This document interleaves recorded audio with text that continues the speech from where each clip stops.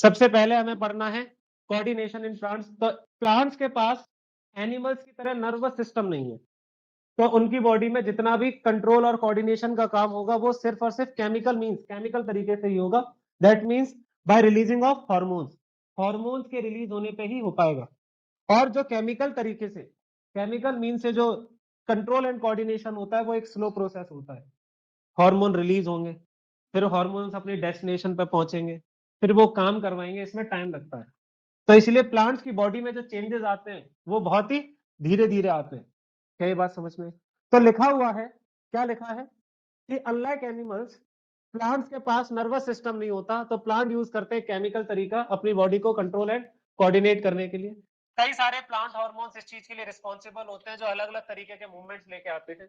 Movements plant की body में दो तरीके के होते हैं, एक होता है ट्रॉपिक मूवमेंट और दूसरा होता है नेस्टिक मूवमेंट।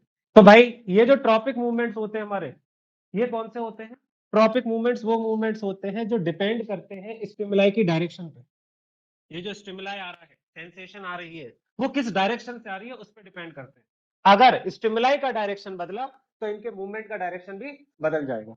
जबकि नेस्टिक मूवमेंट जो होते हैं वो डिपेंड नहीं करते स्टिमुलाई की डायरेक्शन में।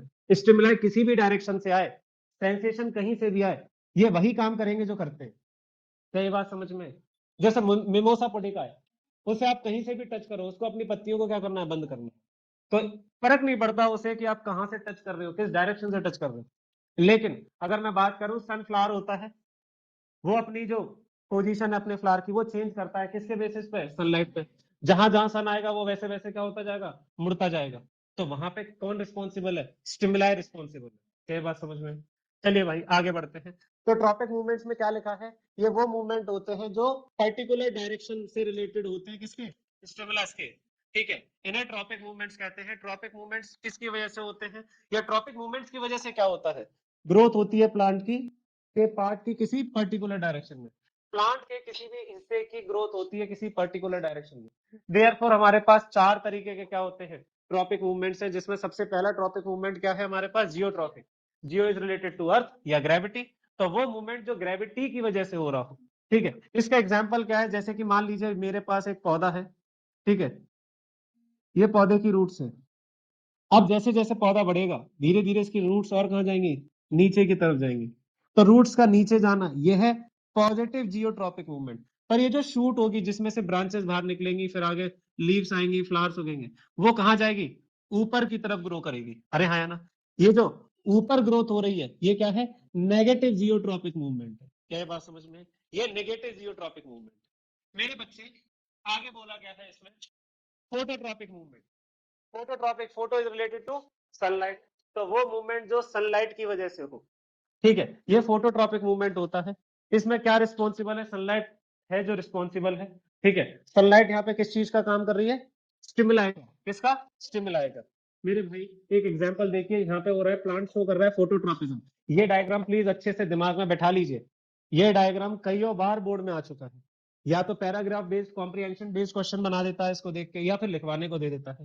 तो भाई अब जैसे आप देखेंगे, मान लीजिए विंडो है, और विंडो से ही क्या होता है? सूरज की रोशनी आती है, सनलाइट आती है। तो जो स्टेम है उसकी ग्रोथ सीधे ना होने की जगह क्या हो जाएगा? विंडो की तरफ मुड़ती चली जाएगी, टुवर्ड्स दी सनलाइट। जो चीज, जो ग्रोथ सन की तरफ हो रही है उसे क्या बोलेंगे? Positive phototropic movement. क्या बोलेंगे? Positive phototropic movement. और मेरे भाई जबकि रूट्स की ग्रोथ देखेंगे तो वो सीधे सीधे नीचे नहीं जाएगी। ठीक है, जियोट्रॉपिक तो कर रही है पर क्या होगी? सन से दूर भागेगी।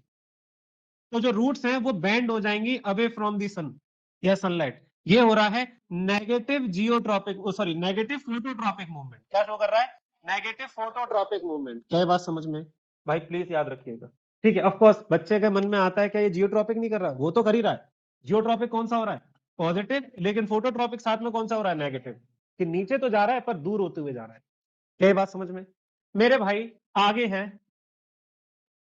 Hydrotropic movement. क्या है? Hydrotropic, related to water. तो ये वो मूवमेंट होता है प्लांट की बॉडी का जो पानी की वजह से होता है। तो हमने देखा है, क्या देखा है? कि जो रूट्स है वो उस तरफ बेंड करती है जहां पे पानी क्या होता है? ज्यादा होता है। मान लीजिए मैं ऐसे बात करता हूं कि यार ये जमीन है, यहाँ पे कोई पौधा है, ठीक है, ये उसकी रूट्स है, अगर पानी हमेशा एक बराबर डलता है तो रूट्स नीचे जाएंगी नॉर्मली और दोनों तरफ स्प्रेड होंगी। पर मैं मिट्टी के इस हिस्से में ही पानी डालता हूं तो मैं क्या ऑब्जर्व करूंगा, यहाँ की रूट्स ज्यादा ग्रो करेंगी। ठीक है, यहाँ पे रूट ज्यादा ग्रो करेंगी और वहां पे रूट्स कम ग्रो करेंगी। अब ऐसा क्यों कि इधर क्यों हो रही है ग्रोथ? क्योंकि यहाँ पे वाटर की कंटेंट क्या है, ज्यादा है, इसलिए रूट्स बेंड कर रही है उस तरफ जहां पे क्या है, पानी ज्यादा है। क्या है बात समझ में? तो जो रूट्स है वो हमेशा उधर मुड़ती है जहां पे पानी ज्यादा होता है। ऐसे मूवमेंट को क्या कहते हैं, हाइड्रोट्रोपिक मूवमेंट कहते हैं। हेलो। जो ग्रोथ होती है किसकी, प्लांट की, वो 3 स्टेजेस में होती है। सबसे पहले प्लांट के सेल डिवाइड होते हैं, सेल डिवीजन होता है। फिर उस सेल का साइज बढ़ेगा, सेल एनलार्जमेंट होता है। और लास्ट में जब सेल का साइज प्रॉपरली ग्रो हो जाता है, फिर वो एक पर्टिकुलर क्या हो जाता है, फंक्शन अटेन कर लेता है। जो पूरी लाइफ अब एक ही तरीके का काम करेगा उसे क्या बोलते हैं, सेल डिफरेंशिएशन। बिल्कुल इसे ऐसे समझो जैसे हम लोग पैदा होते हैं, सेल डिवीजन हुआ, फिर हमारा शरीर बनता है, बड़े, सेल एनलार्जमेंट हुआ, उसके बाद हम एक पूरी लाइफ एक ही तरीके की नौकरी करते रह जाते हैं, एक ही काम करते रहते हैं। वो क्या होगा, सेल डिफरेंशिएशन। जब सेल के पास एक पर्टिकुलर फंक्शन आ गया, वो सेल बड़ा होने के बाद या तो जाइलम बन जाएगा, या फ्लोएम बन जाएगा, या ट्रैकिड्स में चला जाएगा, या कोई पैरेन्काइमा बन जाएगा, कुछ भी बन सकता है वो, एक पर्टिकुलर काम करेगा। आगे बोला गया है ये जो स्टेजेस होती हैं ये अलग अलग लोकेशन में होती है प्लांट की। जैसे प्लांट का कुछ हिस्सा तो ग्रो करता है, कुछ नहीं करता, उसकी ग्रोथ हो चुकी है पूरी, वो उससे आगे बढ़ ही नहीं रहा। ठीक है, ये जो स्टेजेस होती है प्लांट की ग्रोथ की, एज वेल एज क्या करती है, डोरमेंसी को प्रमोट करना या डोरमेंसी को ब्रेक करना, ये स्टोमेटा को कंट्रोल करना कि स्टोमेटा ओपन होगा कि क्लोज होगा, या पत्तियों का गिरना, फ्रूट की ग्रोथ, फ्रूट का पकना। ठीक है, प्लांट की एज होना, ये सभी चीजें कौन कंट्रोल करते हैं, प्लांट के हार्मोन्स कंट्रोल करते हैं। ये सारे काम जितने भी हमने बोले वो सब प्लांट के हार्मोन्स कंट्रोल कर रहे हैं उसकी बॉडी में। ठीक है, तो ये कौन कौन से हार्मोन्स है उसके बारे में पढ़ेंगे। सबसे पहला है इसमें प्लांट के पास, सबसे पहला है ऑक्सिन। ऑक्सिन का क्या काम होता है, promote cell enlargement and cell differentiation. मतलब नए सेल ये नहीं बनाता है, सेल बना कोई और रहा है, उन सेल को का पालन पोषण करके उनका साइज बढ़ाना और बाद में उनको पर्टिकुलर फंक्शन दिलवाना, वो काम किसका है, ऑक्सिन का है। ठीक है, तो बोला गया है auxin also promote fruit growth, fruit की ग्रोथ को, क्योंकि फ्रूट में सेल तो बन गए, पर जब तक वो सेल बड़े नहीं होंगे फ्रूट का साइज बड़ा कैसे होगा, तो फ्रूट की ग्रोथ में हेल्प करता है। ऑक्सिन हार्मोन कंट्रोल करता है प्लांट का response to light and gravity, ये बताएंगे हम। हमने लास्ट में करवाया भी था कि भाई ऐसा कैसे होता है कि जो स्टेम है वो किसकी तरफ मुड़ जाती है, धूप की तरफ मुड़ जाती है, तो वो बताऊंगा प्रूफ करके कि क्यों होता है, ऑक्सिन कैसे काम करता है। In other words, auxin hormone जो होता है वो रिस्पॉन्सिबल है फोटोट्रॉपिक और जियोट्रॉपिक रिस्पॉन्स, या फोटोट्रॉपिक और जियोट्रॉपिक मूवमेंट के लिए। Auxin is made by cells, auxin कौन बनाता है, सेल्स। ठीक है, और ये सेल्स कौन से होते हैं, जो पाए जाते हैं at the tip of the stem and the roots, stem और रूट्स की जो टिप पे पाए जाते हैं। Auxin moves away from light and towards gravity. तो याद रखना, ऑक्सीजन लाइट से दूर भागता है, ठीक है, लेकिन किसकी तरफ जाता है, ग्रेविटी की तरफ जाता है। ऑक्सीजन का अपोजिट इफेक्ट होता है ग्रोथ ऑफ स्टेम पे एंड रूट्स पे। ठीक है, तो भैया रूट्स पे और स्टेम पे उल्टा काम करो, अलग अलग काम होगा। ऑक्सीजन स्पीड अप करता है क्या, ग्रोथ और स्टेम, स्टेम की ग्रोथ तो बढ़ाता है, जबकि रूट्स की ग्रोथ को क्या करता है, कम करता है। अपोजिट काम करता है दोनों पे। ये तो डिटेल में इतना। आगे अब है जिब्रेलिन। ठीक है, जिब्रेलिन क्या है, तो भाई जिब्रेलिन वो प्लांट हार्मोन है जो प्रमोट करता है cell enlargement and cell differentiation in the presence of oxygen. ठीक है, जब तक ऑक्सीजन नहीं होगा जिब्रेलिन काम नहीं कर पाएगा। ऑक्सीजन की प्रेजेंस में जिब्रेलिन काम करता है और ज्यादा हेल्प करता है उसे बड़ा करवाने में, बढ़वाने में। साइटोकिनिन, साइटोकिनिन वो प्लांट हार्मोन है जो प्रमोट करता है किसको, सेल डिवीजन को। तो नए सेल बनवा ये रहा है और ये दोनों मिलकर उनको पालन पोषण करके बड़ा कर रहे हैं उन्हें। ठीक है, सेल डिवीजन करवाता है प्लांट्स में। बोला गया है साइटोकिनिन हेल्प करता है किसमें, breaking of dormancy of seeds and birds. तो जो कली होती है, जब एक कली बनी तो उसमें से ग्रीन कलर की क्या है, सेपल्स है, वो खुलेंगी हटेंगी और जिससे पेटल्स बनना स्टार्ट हो, ये हटवाने का काम किसका है, साइटोकिनिन का है। हम एक बीज को पानी में या गीली मिट्टी में डालते हैं, उस बीज के ऊपर एक सीड कोट होता है, वो सीड कोट फटता है और उसमें से नया पौधा बनना स्टार्ट होता है। ये भी काम कौन करवा रहा है, साइटोकिनिन। क्योंकि जब तक बीज बीज की फॉर्म में, वो किस में है, सोया है, डोरमेंसी में। जैसे ही उसे आप फेवरेबल कंडीशन देते हो, उसकी डोरमेंसी खत्म हो जाती है, वो जाग जाता है और पौधा बनना स्टार्ट कर देता है। ठीक है, आगे बोला गया है साइटोकिनिन जो है they delay the ageing in leaves, पत्तियों को मुरझाने से बचाता है, उनकी उम्र को रोकता है। Cytokinin promote the opening of stomata, stomata को ओपन करवाता है। Also promote fruit growth, fruit की ग्रोथ में भी हेल्प करता है। अब इसके अपोजिट काम कौन कर रहा है? एब्सिसिक एसिड इसके अपोजिट काम करता है। एब्सिसिक एसिड रोकता है ग्रोथ को, ये सब बढ़ा रहे हैं कि और ग्रो हो, ये रोक रहा है। कॉज विल्टिंग ऑफ लीव्स, पत्तियों का मुरझा जाना, ठीक है, पत्तियों का गिर जाना, ये कौन काम करवा रहा है? ये एब्सिसिक एसिड। बुढ़ा ये कर रहा है, जवान उसे वो कर रहा है, ठीक है। वो चाहता है कि ये जो है साइटोकिनिन, ये चाहता है कि क्या करे? जवानी रहे, खूब प्लांट बड़ा हो, ग्रोथ करे। जबकि ये क्या कर रहा है?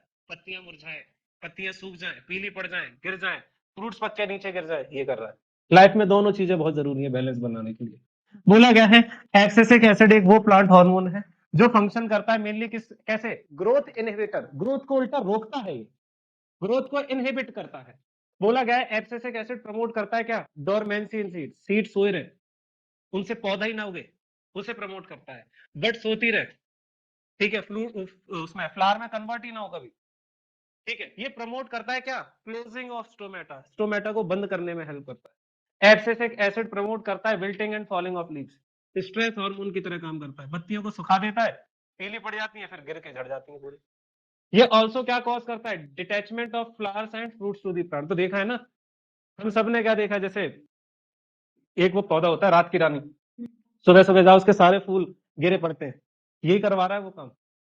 तो जो फ्लावर्स होते हैं अपने आप ही क्या होते हैं? टूट के नीचे गिर जाते हैं, पत्तियां अपने आप गिर जाती हैं, ये करवाता है वो सारे काम। आगे इथाइलिन आखिरी प्लांट हार्मोन है और इकलौता प्लांट हार्मोन है जो कैसा होता है? गैसियस फॉर्म में पाया जाता है। तो भाई प्लांट हार्मोन होता है इथाइलिन जो गैस की फॉर्म में पाया जाता है। इसका मेन रोल है ग्रोथ में, डेवलपमेंट में और स्ट्रेस के रिस्पॉन्स में। मेन याद रखना, it promotes the ripening of fruits and leaves. मतलब ये कि भैया फलों को पकाने का काम है इसका, फल पकेंगे नहीं अगर ये नहीं होगा। और इसीलिए फल को जब हमें आर्टिफिशियली पकाना होता है तो कार्बाइड या ऐसे केमिकल डाले जाते हैं जिसमें से कौन सी गैस रिलीज हो? इथाइलिन गैस रिलीज हो। इथाइलिन गैस रिलीज होती है, फल धीरे धीरे पक जाते हैं। जैसे गांव में जब हम छोटे थे तो आम के पेड़ से अमियां तोड़ लाते थे कच्ची, और उसे भूसे में या आटे में रख दिया जाता था। इनमें से रिलीज होती हैं ऐसी गैसेस जो धीरे धीरे फल को क्या कर देती है? पका देती है और वो पक जाते थे। मैंने आपको जब पहली बार ये चैप्टर पढ़ाया था तो बताया था कि जब पपीता आता है, केले आते हैं तो वो कच्चे आते हैं, ठीक है, उनके ऊपर कार्बाइड को छिड़क दिया जाता है, कैल्शियम कार्बाइड जो होता है। कैल्शियम कार्बाइड जब पानी से रिएक्ट करता है तो इथाइलिन गैस रिलीज करता है, और इस गैस के रिलीज होने से सारे फल पकने लग जाते हैं। क्योंकि पका के अगर ट्रांसफर करेंगे तो बहुत जल्दी सड़ जाएंगे, प्रेशर से दबने से पिचक जाएंगे, खराब हो जाएंगे। तो फल कच्चा भेजा जाता है जिससे ज्यादा लोड झेल ले एक दूसरे का, और फिर उसे पकाया जाता है। क्या ये बात समझ में आई? ठीक है सर। इसी के साथ ये चैप्टर की पूरी थ्योरी खत्म हो जाती है हमारी। अब कुछ एनसीईआरटी के क्वेश्चंस है, पर क्वेश्चन कराने से पहले मैं पढ़ाऊंगा थोड़ा एक डिटेल क्वेश्चन कि ऑक्सिन का क्या रोल है, ऑक्सिन कैसे क्या करता है, हेल्प करता है फोटोट्रॉपिक और जियोट्रॉपिक मूवमेंट के में, वो मैं पढ़ा देता हूँ आपको। तो भाई इमेजिन करिएगा, यहाँ से ये सन है, यहाँ से सूरज की रोशनी आती है, मतलब कौन आता है? सनलाइट आती है, ठीक है। ये हमारी स्टेम है, ठीक है, ये स्टेम है, ठीक है, ये पौधे की स्टेम है। अब ऑक्सीजन रिलीज होता बराबर बराबर, अगर ऑक्सीजन बराबर रिलीज होता तो सीधी सीधी हो गई होती, पर ऑक्सीजन धूप से दूर भागता है, ऑक्सीजन धूप से दूर भागता है। तो जो साइड में यहाँ पे ऑक्सीजन था इस तरफ, वो सारा यहाँ से गायब हट जाएगा, और किस साइड आ जाएगा? दूसरी साइड आ जाएगा। तो अब ऑक्सीजन इधर इकट्ठा हो गया, ऑक्सीजन हार्मोन इस लेफ्ट साइड में आ गया, राइट साइड खाली हो गई। इससे क्या होगा? लेफ्ट वाली साइड की ग्रोथ ज्यादा होगी in comparison to the right side. इससे क्या हुआ? अब ये वाली हिस्सा लंबा होगा और ये वाला छोटा रह जाएगा, तो प्लांट धीरे धीरे मुड़ जाएगा। होगा क्या? ऐसे। तो प्लांट जो है वो ये वाला हिस्सा ज्यादा ग्रो करेगा, ये वाला हिस्सा बहुत कम ग्रो करेगा, जिससे वो किसकी तरफ मुड़ जाएगा?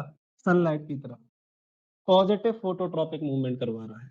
क्या करवा रहा है? Positive phototropic. अब जियोट्रॉपिक में क्या है? हाँ बिल्कुल सही। अब बच्चा बोला है कि सर सनलाइट अगर डायरेक्ट कहां से आएगी?